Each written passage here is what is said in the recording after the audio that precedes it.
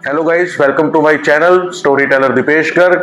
स्वागत है आपका हमारे चैनल में। जैसा कि कल मैंने अपनी वीडियो में बताया था आपको कि हम स्टोरीज के बारे में बात करेंगे, तो आज मैं अपनी स्टोरी से ही आप सबको शुरुआत करना चाहता हूं। तो चलिए मैं बताता हूं अपनी रियल लाइफ स्टोरी। कैसे मैंने अपने आप को संभाला, कैसे अपना बिजनेस स्टार्ट किया, कैसे एक छोटे से 13,000 के अमाउंट से, वो भी अपने पिताजी से लड़कर, उनसे जिद करके, कैसे मैंने एक 13,000 का काम लिया ताकि उनको एक विश्वास हो सके कि कुछ मैं भी कर सकता हूँ। और कैसे उस 13,000 के काम से मैंने स्टार्ट कर कर कैसे उसी काम को मैं 2 से 2.5 करोड़ तक लेके गया। तो मैं आपको वो स्टोरी आज शेयर करूंगा। तो चलिए शुरू करते हैं। तो ये स्टोरी जो है वो स्टार्ट होती है लगभग 2016 से, 2016 नहीं, सॉरी, 2013 से। तो हमारे पिताजी का बड़ा अच्छा और काम था पेंट लाइन का, जो दीवारों पे हम पेंट करते हैं। तो हमारा बहुत अच्छा खासा एक शोरूम था। तो वो भी बताऊंगा कि क्यों नहीं है, क्यों था। तो मैं इकलौता इंसान हूँ, मतलब इकलौता बेटा हूँ उनका। तो एक हर बाप को होता है कि बेटा जब इतना बड़ा काम सेट होता है तो सबको होता है कि बेटा अपने पापा का हाथ बटाएगा अपने काम में। तो पर जैसे जैसे मैं बड़ा हुआ, कॉलेज खत्म हुआ, तो मुझे एक चीज फील हुई कि जैसे होता है दुकान पे बैठकर मैंने देखा था कि कोई इंसान कहीं जा नहीं सकता, जो मेरी सोच के हिसाब से मुझे ऐसा लगता था कि यार कहीं जा नहीं सकते हैं, कहीं घूम नहीं सकते हैं। उस वक्त उम्र भी यही थी। तो हमारा पेंट का काम था, तो मैंने सोचा कि क्यों ना इस काम को कुछ अलग तरीके से भी किया जाए, ताकि मेरी एक छोटी सी पॉकेट मनी निकल जाए। ताकि तो मैंने काम शुरू किया ठेकेदारी का। पिताजी ने मना किया, उन्होंने बोला कि बेटा इतना बड़ा काम है, तू ही संभालेगा। पर एक वो होता था कुछ मेरे अंदर शुरू से, एक वो भी रहा है कि नहीं, कुछ अपने दम पर भी करना है, पिताजी का नाम बिल्कुल रोशन करना है, उनको दुख नहीं देना। पर हाँ, अपने मन से एक था कि कुछ ना कुछ अपनी लाइफ में कुछ मुझे करना है। तो मैंने शुरुआत की 2000, जैसे आपको बताया, 2013 से। तो हमारा कोई मेरा एक बहुत अच्छा फ्रेंड था, तो उनके सिस्टर के घर पे कुछ काम होना था। तो वो जो पहला अमाउंट था काम का, वो सिर्फ 13,000 रुपए था। तो मेरे फादर साहब ने मुझे बोला कि बेटा ऐसे अच्छा नहीं लगता, इतना बड़ा काम छोड़कर तू ये काम क्यों कर रहा है। तो मैंने पिताजी को बोला कि पापा, जब तक आप मतलब मैं आपके साथ हूँ, पर मैं साइड में एक छोटा सा अपने दम पर भी कुछ करना चाहता हूँ, और आपका नाम 100% मैं रोशन करूंगा, कोशिश भी करूंगा और किया भी।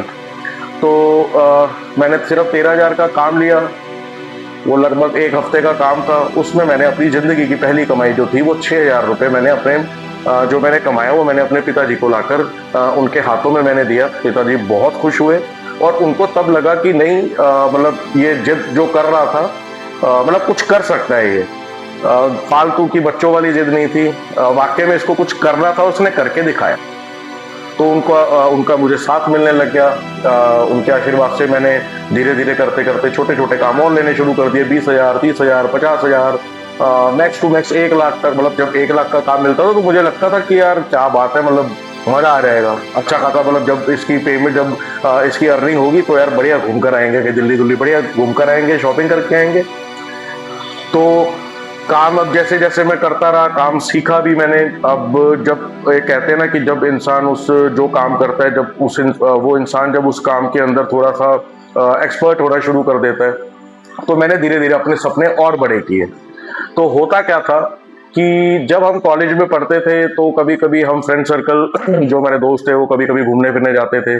तो जब भी किसी बड़े शहर में जाते थे तो बहुत बड़ी बिल्डिंग्स जब मैं देखता था, तो वो लिटरली गाड़ी अपनी रोकते थे और मुझे ये कहते थे कि तू अपने सपने को फील कर ले, हम 10-15 मिनट रुके, तू देख इसको, फील कर। क्योंकि उनको पता था कि जब मैं बहुत बड़ी बिल्डिंग्स देखता था, हाई राइज टावर्स देखता था, तो मुझे एक खुशी मिलती थी, अंदर से एक आवाज आती थी कि यार ये मेरे ड्रीम प्रोजेक्ट है। तो अब मेरे को उस चीज के लिए मैं मेहनत करने के लिए तैयार था।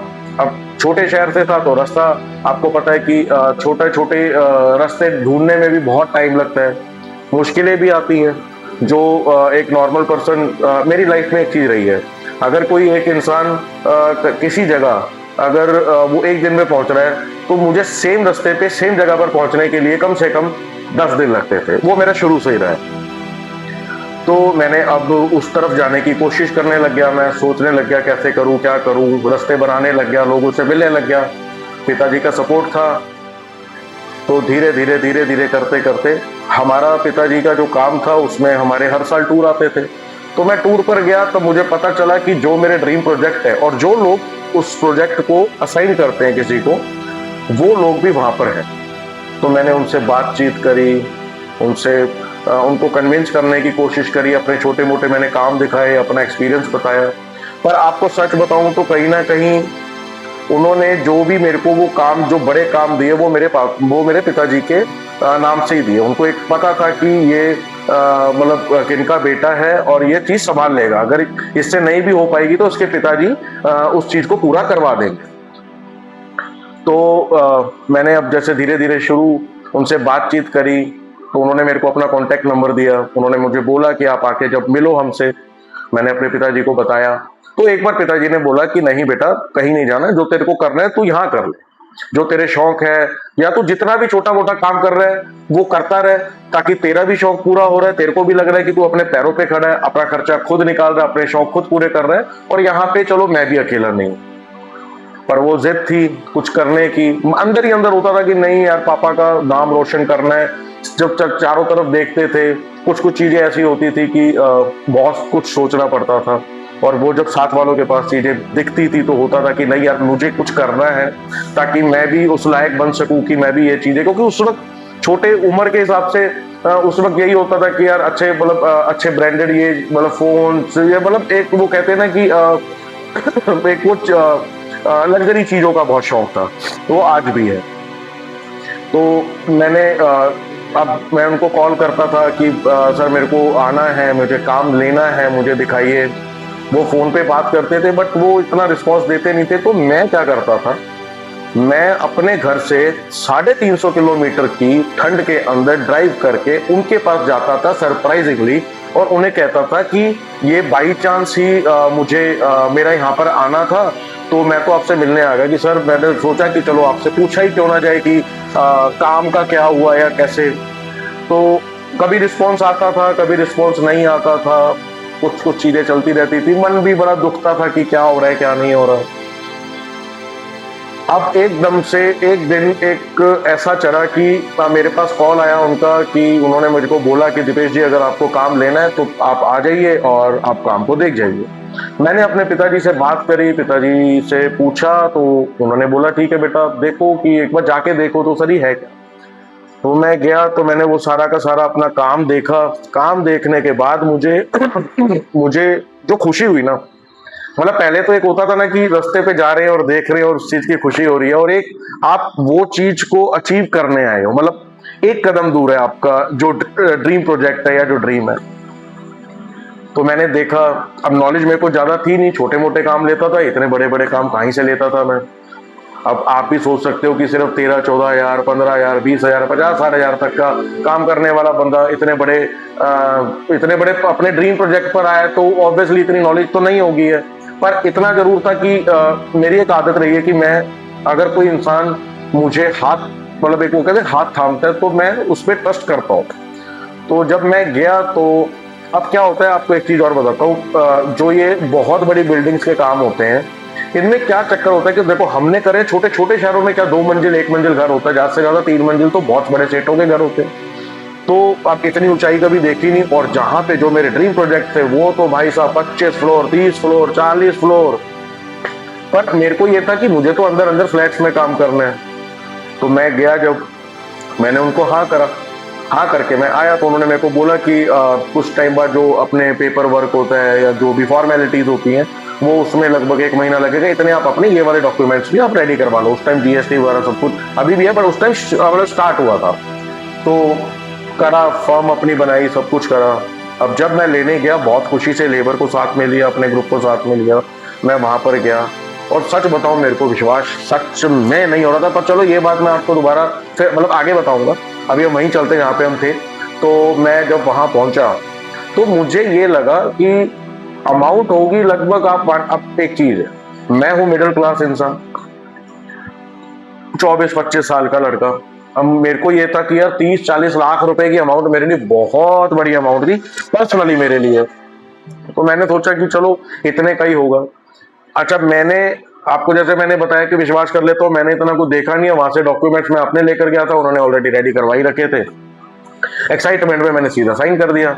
अब साइन कर दिया, जब मैं बाहर आया तो उन्होंने बोला कि चलो जी दीपेश जी, हम साइट का एक चक्कर लगाते हैं, बता दें आपको क्या क्या शुरू करना है। अब बहुत ज्यादा एक्साइटेड मैं देखा, तो जब मैं उसको धीरे धीरे मैं पढ़ रहा था, तो मैंने उनसे पूछा कि सर ये इतनी अमाउंट जो आप मतलब, क्योंकि जो उसकी अमाउंट थी वो थी लगभग 1.5 पौने 2 करोड़। तो मैं एक तरफ तो खुशी हुई मुझे कि भाई क्या बात है, मतलब एक वो कहते हैं ना खजाने हाथ में लग गया अपनी मेहनत से। पर तो जब ये चीज हुई तो उन्होंने बोला कि सर जो आप देख रहे हो ये जो मतलब उस जगह पे उस प्रोजेक्ट में 11 बिल्डिंग थी। तो मैंने उनको बोला कि ये मुझे बाहर से भी करनी है। वो कहते सर बट ऑब्वियस है कि बाहर से करनी है। मैं बहुत सहमत, क्योंकि एक बात बताओ, जिस इंसान को दूसरी मंजिल से छत से नीचे देखने में इतना डर लगता है, अब वो बंदा 30 फ्लोर 25 फ्लोर 40 फ्लोर से नीचे, तो मुझे तो लगता था भगवान ही नहीं बैठे। तो मुझे लगा कि अब मुझे क्या करना चाहिए। थोड़ा सा मायूस हुआ, सोचा समझा, डर भी था। अब दूसरा शहर, बड़ा शहर, अकेला हूं मैं, कुछ गलती ना हो जाए, कहीं पिताजी का नाम खराब ना हो जाए, कुछ गलत स्टेप ना उठा बैठूं। तो फिर भी जब जिन्होंने मेरे को काम दिलवाया, जब उन्होंने मुझे बोला कि आप हमें आप पर दीपेश जी पूरा भरोसा, आप कर लोगे, बाकी कोई भी दिक्कत आती है हम आपके साथ में, तो मुझे लगा कि चलो देखते हैं। मैंने अपने मैंने एक्साइटमेंट में, पूरा एक्साइटमेंट में मैंने अपने पिताजी को फोन करा। मैं कहा पापा नमस्ते, बधाई हो, इतने का काम मिल गया। अब पापा आए गुस्से में कि बोलते कि तू कर क्या रहा है। अपनी जगह वो भी बिल्कुल सही थे कि जब इतना बड़ा आज तक जिंदगी में कभी मैंने कुछ काम किया नहीं है, देखा नहीं है, पहचाना नहीं है, तो कैसे किया जाए। तो मुझे बड़ा ऐसा लगा कि यार मुझसे बहुत बड़ी गलती हो गई है, अब क्या किया जाए। पर उसके जस्ट 5 से 10 मिनट के बाद पिताजी का फोन आया। तो पापा ने जब बोला कि कोई दिक्कत नहीं है, मैं हूं तेरे साथ, कोई दिक्कत नहीं है, तू कर अपना जैसे भी तेरे को करना है। तो उसके बाद तो मेरे को भी लगा कि यार अब मैं, कोई दिक्कत वाली बात नहीं है कि अब तो यार लो यार, अब तो देखी जाएगी यार, जब पिताजी का हाथ साथ में, तो अब तो झंडे उखाड़ देंगे यार, कुछ भी कर लेंगे। तो मैंने अपना वो काम स्टार्ट किया। कुछ कुछ दिक्कतें उसमें भी आई, जैसे अब जैसे मैंने बताया कि कभी बाहर वाला काम किया नहीं है, अब समझ भी नहीं है कि कैसे करना है कैसे नहीं करना। बट वही है कि काम रुका जब मेरे को जिस साइट पे मेरा काम था, जिस प्रोजेक्ट पे मेरा काम था, मेरे को लास्ट बार एक बार वार्निंग मिल गई थी कि अगर आपका 3 से 4 दिन में बाहर का काम शुरू नहीं होता तो हम आपका वर्क ऑर्डर कैंसिल कर देंगे। उस चीज की भी टेंशन थी कि कैसे किया जाए। पर वो कहते हैं कि जब ऊपर वाला साथ में हो, अपनी हिम्मत मैंने हारी नहीं। जब अपने लेबर वालों को, जब अपने सर्कल, जब अपने स्टाफ को बताया, तो उन्होंने मेरे को बोला कि आप टेंशन मत लो, जब आप हमें इतने छोटे शहर से जब इतने बड़े शहर में लेकर आए हो तो हमारी भी कुछ जिम्मेदारी बनती है। उन्होंने वो काम स्टार्ट किया, और आप मानोगे नहीं, उस काम को खत्म करने का जो टाइम पीरियड था वो 24 मंथ था, 2 साल का पीरियड था। और आप उसमें एक कंडीशन और थी कि अगर आप 24 मंथ से ऊपर मतलब ज्यादा खत्म करते हो तो आपको पेनल्टी लगेगी, और अगर आप उसको कम में खत्म करते हो तो आपको एक्स्ट्रा अमाउंट दी जाएगी। तो आप विश्वास नहीं मानोगे, जो 24 महीने का काम था वो मैंने सिर्फ 16 महीने में पूरा किया। अपने पिताजी का बहुत नाम रोशन किया। उसी काम से मुझे आप मान के चलिए, उसी ही काम से मुझे एनसीआर में टॉप 10 बिल्डर का मुझे प्रॉपर अवार्ड दिया गया, जिसकी फोटो मैं इस ब्लॉग में भी लगाऊंगा, उस प्रोजेक्ट की फोटो भी लगाऊंगा। तो मैंने तब मुझे फील हुआ कि अगर दिल से आप कुछ भी चाहते हो, तो अगर आप ईमानदार हो और आप शिद्दत से उस चीज के लिए भगवान से प्रे कर रहे हो, तो वो सच में आपको मिलती है कभी ना कभी, पर जब आपका टाइम हो तब। तो मेरा कहने का मतलब ये है कि जो मेरे भाई लोग जो आज के टाइम में ये सोचते हैं कि यार छोटे शहर से कुछ भी नहीं हो सकता या कैसे किया जाए। देखो छोटे शहर में एक तो दिक्कत है कि लोग एक बार जज करते हैं, आगे बढ़ने नहीं देते हैं, दिक्कत करते हैं। लेकिन अगर आप में जज्बा है तो आप उस चीज को अनदेखा करके सीधे अपने, सिर्फ वो कहते हैं ना कि लक्ष्य की ओर बढ़ो। तो मैं यही कहूंगा कि अगर आप सच में मेहनत करना चाहते हो तो आपको कोई नहीं रोक सकता, आपका किस्मत का लिखा हुआ कोई नहीं रोक सकता, आपसे कोई छीन नहीं सकता। तो आज की हमारी स्टोरी यहीं तक थी जो मैंने अपना आपको स्ट्रगल बताया। अगले व्लॉग में मैं और आगे आपको बताऊंगा कि वो स्ट्रगल कैसे कैसे आगे तक पहुंचा। पर आज की जो स्टोरी थी, इसका मेन मोटिव यही है कि जो खुशी मैंने देखी वो आप सब भी फील कर सकते हो। बस सिर्फ अपने मन को और अपने एक वो कहते हैं ना कि एक अपने मन को और अपने दिल की इच्छा को, यार मतलब कहने का मतलब ये है कि यार अगर कुछ साला चाहो ना, तो सच बताऊं तो इतनी मेहनत करो, वो कहते हैं ना कि घूमता घूमता साला खुद पैरों में है, तो वो चीज। तो नमस्कार, आज की स्टोरी यहीं समाप्त होती है। कल मिलते हैं नए ब्लॉग में नई स्टोरी के साथ। धन्यवाद, शुक्रिया। चैनल को प्लीज सब्सक्राइब कीजिए ताकि हमारी कम्युनिटी बहुत बड़ी हो। आप लोगों ने मेरी ये स्टोरी सुनी है, मैं चाहता हूं कि और भी लोग इस स्टोरी को सुने। जो स्टोरीज आप मेरे से शेयर करेंगे वो भी और लोग सुने, और हम ऐसे एक दूसरे का वो कहते हैं ना, एक दूसरे की ताकत बनकर, एक दूसरे को मोटिवेट कर सबके सब सक्सेस हो। नमस्कार।